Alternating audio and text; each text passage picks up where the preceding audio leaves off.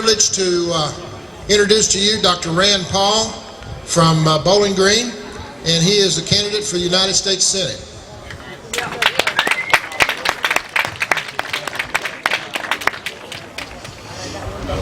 Reagan's advisors told him not to do it. They told him there could be international repercussions. But like Reagan was wont to do, he did it anyway. He told the following story to Gorbachev at one of the summits.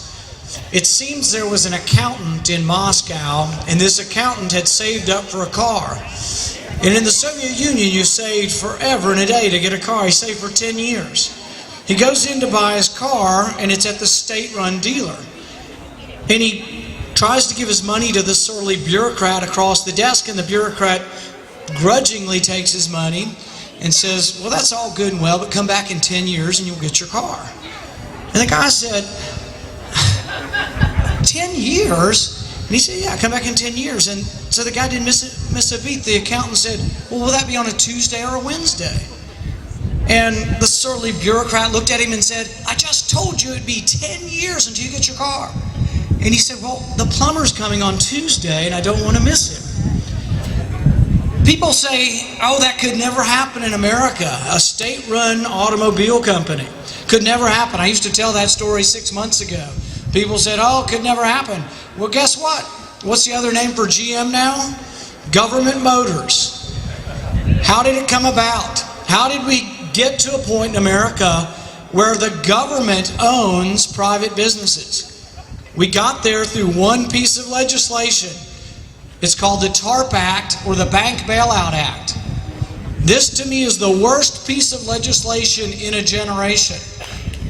We used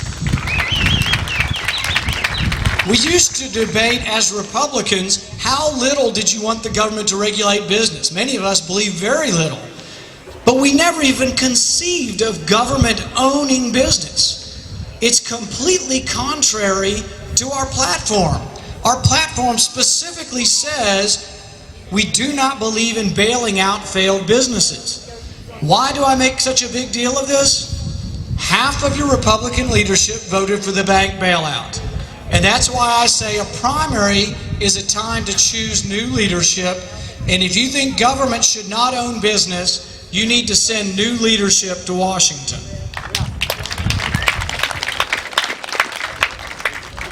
If you see these bills, the bank bailout bill was 1,100 pages. It was printed at midnight and passed by noon the next day. They don't read the bills. They don't even write the bills. Often the bills are written by the lobbyists and delivered by high-ranking clerks, and the average congressman has 2 or 3 hours to read an 1,100-page bill. It has to stop. Not only is it just bad government, we're out of money. Our country is bankrupt. The deficit this year will be $1.75 trillion, 13% of the gross national product. Interest on the debt is $30 billion a month. We're spending money at $53,000 a second.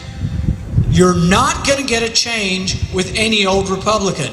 It does make a difference which Republican you elect, and you have to elect a Republican who believes that we have gone the wrong way and have to do something differently. I think the longer they're up there, the less they remember Kentucky, and the more they are corrupted by the system. So I think we have to have term limits. I propose 2 6-year terms in the Senate and 6 2-year terms in the House. It will take a constitutional amendment, but it's the first piece of legislation that I will introduce. The second piece of legislation that I will introduce is a balanced budget amendment. You cannot trust them to balance the budget without a rule. They are incapable of it, Republican or Democrat. Many of them get up there and they hear what you want. You want a new project. But every state wants a new project. Every county wants a new project, and we're out of money. It's not that the emperor has no clothes, it's that the emperor has no money. We owe the Chinese $800 billion. We owe the Japanese $700 billion. The Saudis $100 billion. The Taiwanese $100 billion. We used to make things in our country that we exported. Our number one export now is debt. We sell our debt, but the foreigners are getting tired of buying our debt, so the other way we pay for our debt is through taxes, but we're all taxed to death also, and the other way we pay for it is by printing money. That's what we're doing, and doing lots of. We doubled the monetary base last year. Most of that money still sits in banks, but when it percolates into the economy, you can be sure of one thing: your prices will rise. And I tell people there are two ways you can win this seat next year. You can promise people to do the same as the Democrats. You can run as a conservative in our primary, and then when you win, you can be just like the Democrats and say, I'll bring more projects home. Or we can stay true to the platform and say we believe in limited constitutional government and balanced budgets. We have a balanced budget amendment in Kentucky. We have to balance the budget by law, and it works. We quibble where the money's going to be spent, but in the end, we balance our budget. Contrast that with California, where they're about to go off the deep end, and we're going to be paying taxes here in Kentucky to bail them out. Contrast that with the federal government, who's simply printing the money up. I think the message, and one way you can win in Kentucky in being true to your message, is that we can attract the working class and those on fixed income by telling them the truth, that big government leads to debt, and debt leads to inflation, and who gets hurt worst by rising prices? The working class and those on fixed income. So inflation is our enemy, big government is your enemy, no matter what your socioeconomic class, but the lower you are on the ladder, the more big government hurts you and keeps you from getting ahead. Now, I've had the pleasure of debating some of the other candidates in this race, and I think it truly makes a difference whether you're a career politician or you're a career businessman, small businessman, or physician. We look at things differently. I don't look at it as a stepping stone or a career for the rest of my life. I look at it that our country, I think, is in imminent danger, and I want to go to try to change things, and I want to come back home. With regard to debating these people, I debated Jack Conway not too long ago, and here's a perfect example of a career politician on cap and trade. Jack Conway's position is, well, I'm a little bit for cap and trade, but I'm a little bit against cap and trade, and I really want to be part of the negotiated settlement, so I'm not really positive what my position on cap and trade is. That's what you often get from the career politician, and I think Jack Conway would be lovely to run against, and I hope we get him in the fall. We can beat him. It's coming. Look at the healthcare debate. I've been on a lot of programs with the healthcare debate because I'm a physician.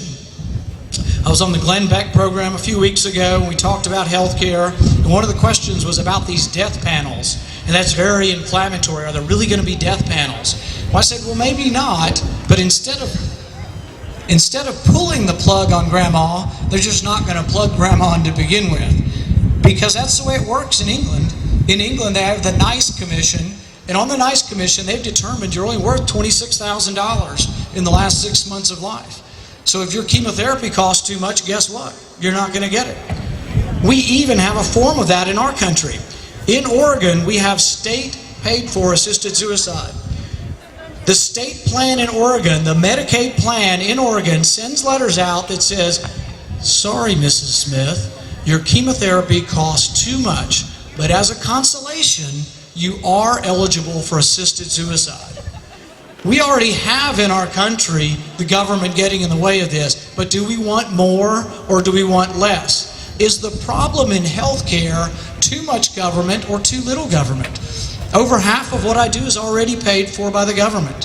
What we need to do with healthcare is realize that there's not enough capitalism involved in healthcare. We need to inject capitalism, which means competition, into healthcare, and I think it would work. I always tell people that I have a $5,000 deductible, but even I'm not happy about it. I can afford to pay bill for it, but it's going up 17% a year. So I'm not happy about the expense either. If I have a heart attack tonight and I have to repurchase my insurance next year, they'll triple my rates because they see me as an individual risk. But I have term life insurance also, and if I have a heart attack and survive, my health insurance, my term life insurance is 20-year plan. So my rate doesn't change. I now have a pre-existing condition, it doesn't change. And so there are